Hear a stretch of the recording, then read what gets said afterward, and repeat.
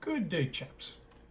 So here is last night a little model of how I envision the SHARC to be done as an RC vehicle.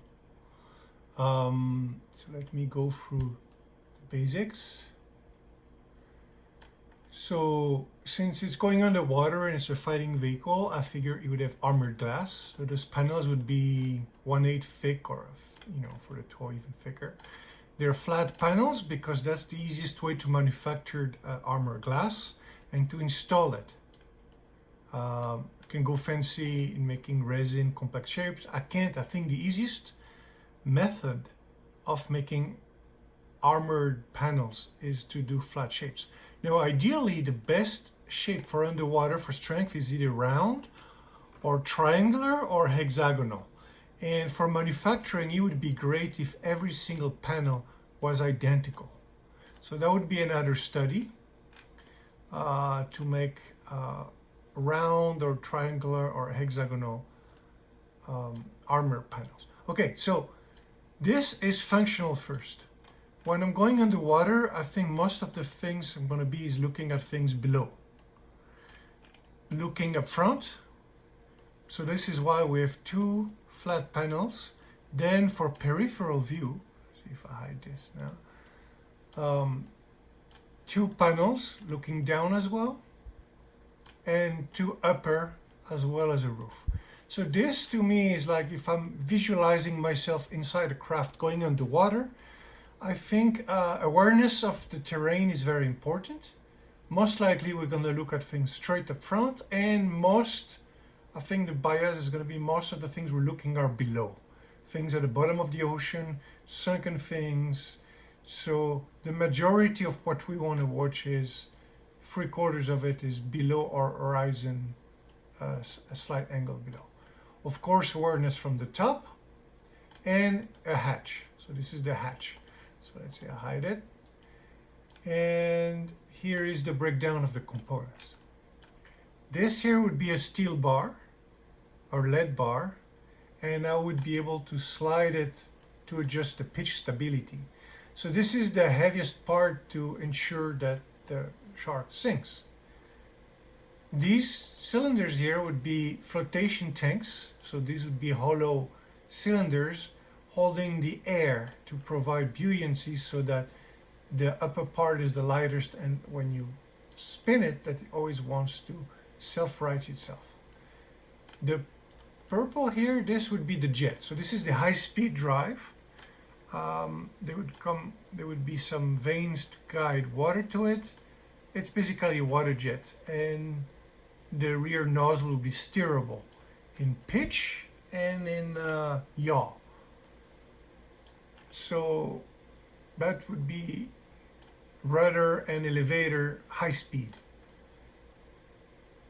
These are the wings, and they would have shrouded propellers in the engine pods. Right now these are plain hollow, but this would be the engine pod.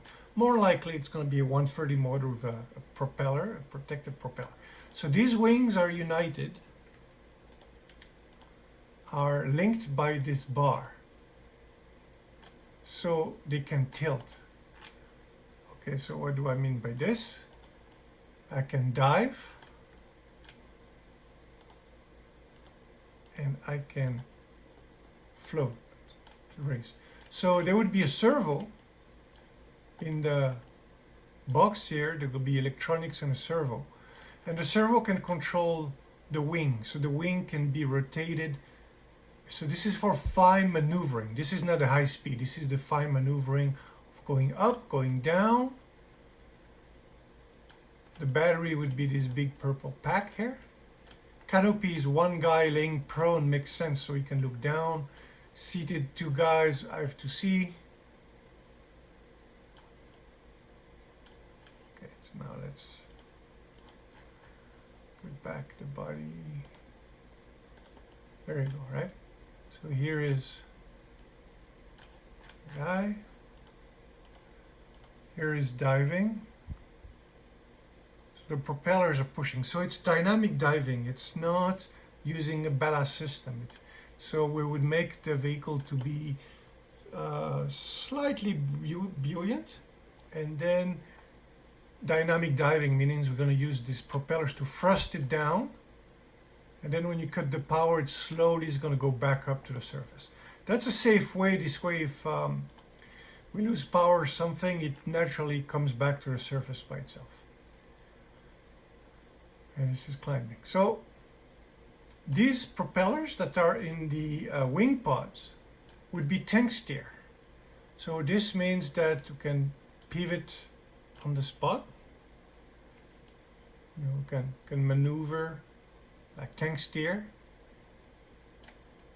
Make small increments forward, up, down. Basically, it's the 3D motion in the water. So that could be done. If it's fast enough, then maybe we can discard the rear jet. But the electronics I'm using for underwater are 7-channel anyway. So the breakdown so far, I don't have it here. The breakdown so far is with 7-channel. I would still have an extra channel for ballast. So let's assume, let's cut this guy here. Let's assume that we still want to have some static diving. So at that time, maybe we could have a chamber with air being pushed, being compressed, sorry. So volume of water from outside coming in or out of the hull. That could be done with this side. So notice how how wide this body is. Let's see if I can grab it through. There we go. There we go.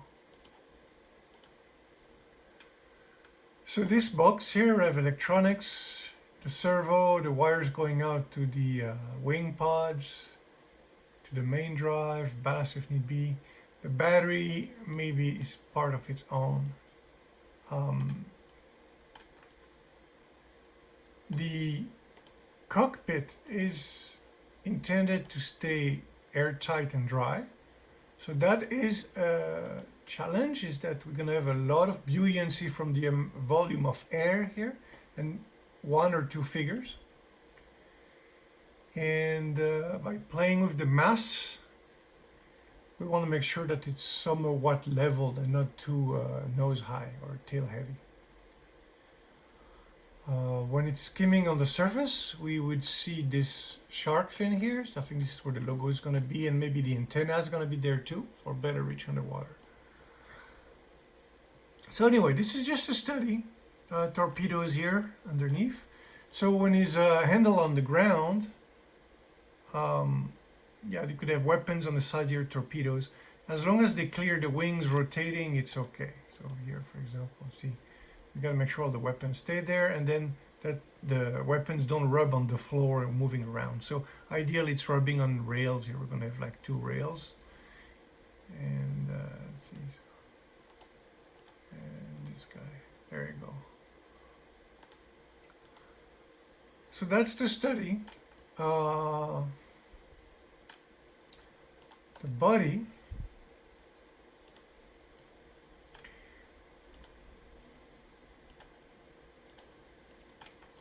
If we I'm going to print this in sections. I don't have access to a laser cutter, otherwise I could laser cut the glass pieces perfectly and then fuse them, seal them, glue them into all the things. I kind of like the Playmobil submarine, that you see the guys inside when you're diving and going underwater. Here, I'm going to do this here so you can see what I meant by vision. Okay, so this is the idea when you're inside. When you're inside, good view of the ocean floor, looking up front, looking to the sides, awareness of what's above, straight up from the upper, and flat, thick, angled glass armored plates. This is what to me feels realistic, and the shape, of course. I love how beautiful the SHARC is, bright white like the James Bond underwater car, so it's kind of there as well. One issue I have is when you're surfacing, let's say the water line is around here, the water splash is going to go inside, so if ideally you put like a conning tower so that water doesn't go in, but it's gonna affect, it's gonna be weird, you know, so it looks sexy with fin, tail fin like this, but dorsal fin. But a conning tower would make more sense. Or I need to raise this edge or put deflectors so that the water doesn't go in. Or it has to float really high so that the water doesn't get in. This here is to represent that the nozzle is articulated, the water jet. So this is the high speed. So it's just on and off when I want to shoot this thing. So I've experimented with some high powered, fast underwater crafts. And what we can do is do the jumping out of water like a dolphin. So if we have enough power, we might be able to get 3/4, if not all, the shark body out of the water for a brief moment, which would be dramatic. That's the purpose of the powerful thing here. Of course, we could keep it simple and just use the two shrouded propellers to move around, but I don't think it's going to be fast enough. There's also the drag. These guys are going to create tremendous drag. So these pods are not going to be cylindrical like this. They might be like tear-shaped pods with a shrouded prop, but all these things are going to create drag. Those bulges here, those stabilizing rudders, those wings, those pods, all those things are going to create drag. So it's not ideal but you know, it's got to be functional as well. Anyway, so there you have it. This is the SHARC 2.0 study. Let me know what you think, and for the sake of the argument, let's say I'm going to put this on Thingiverse so you can grab the file and play with it. Cheers!